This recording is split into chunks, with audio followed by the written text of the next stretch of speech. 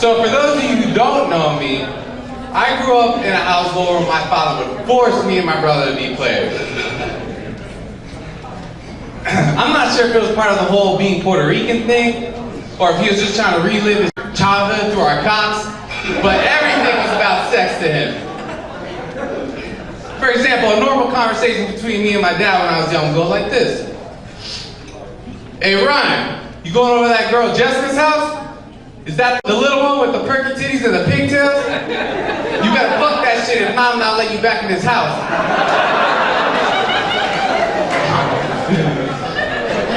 And then he had the nerve to say, I'm gonna smell your dick just to make sure you handle business, boy.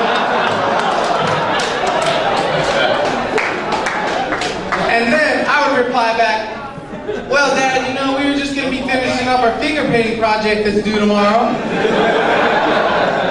And he would say, is that what they're calling it these days? Okay, well then when you get back home, I'm gonna smell your finger. Now you guys know why I'm on stage. Because who else in here has a father who smelled their dick?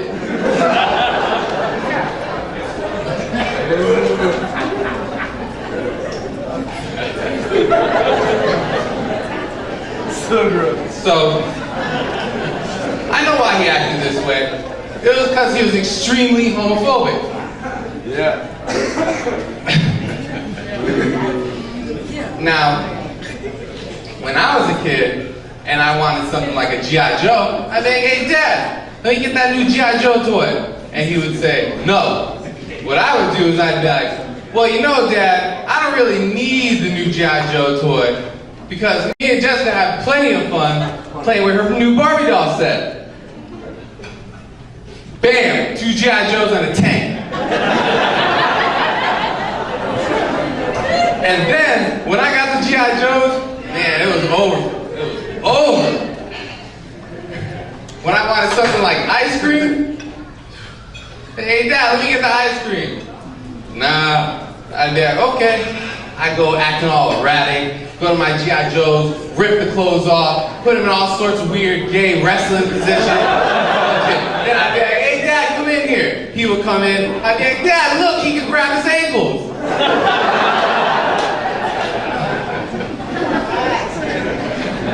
So, growing up, I didn't have a lot of female influence. I didn't have any sisters.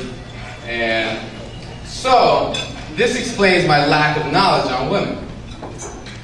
Now, for example, me and my girlfriend have been arguing every day for a month and a half because somebody thinks that giving head twice a day is too physically strenuous.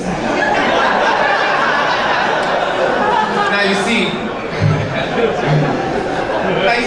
G.I. Jane would have got that shit done and had a smile on her face when she was thin.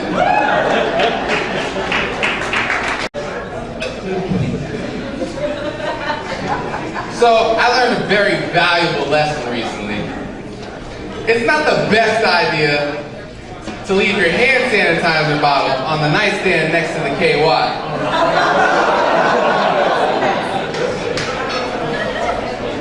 Me and this girl were getting it in. It was dark. I like the lights off. I don't want to look at her.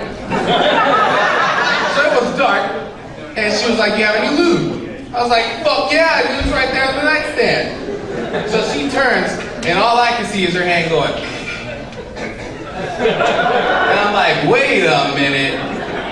And before I can say anything, she turns around, Bruce Lee grabs my dick with a German. Now the only way I can describe it is as if my dick was robbing a bank and 4 LAPD officers were spraying my crotch with pepper spray.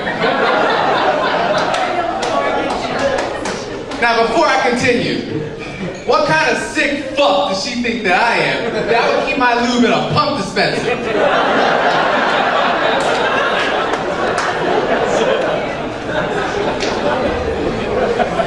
So anyway, it got to a pain point where my body took over and I slapped her hands away. Now she was like, "What's wrong?" I just looked at her. She caught a whiff of her hands. I guess the alcohol finally reached her nose. And she was like, "Oh my God, I'm so sorry." I said, get the fuck out. Now some of you in here might think that was a little harsh, but let me tell you where I'm coming from. I wasn't expecting her to be a rocket scientist or anything, but a quick peek at the label would have been nice. All right? Now,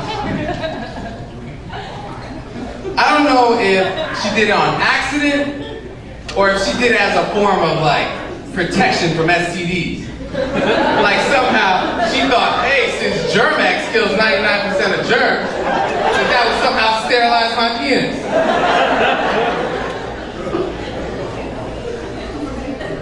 As I'm laying in the bed, the only thing I could think of is, man, if only my dad could smell my dick now. All right, everybody, thanks a lot.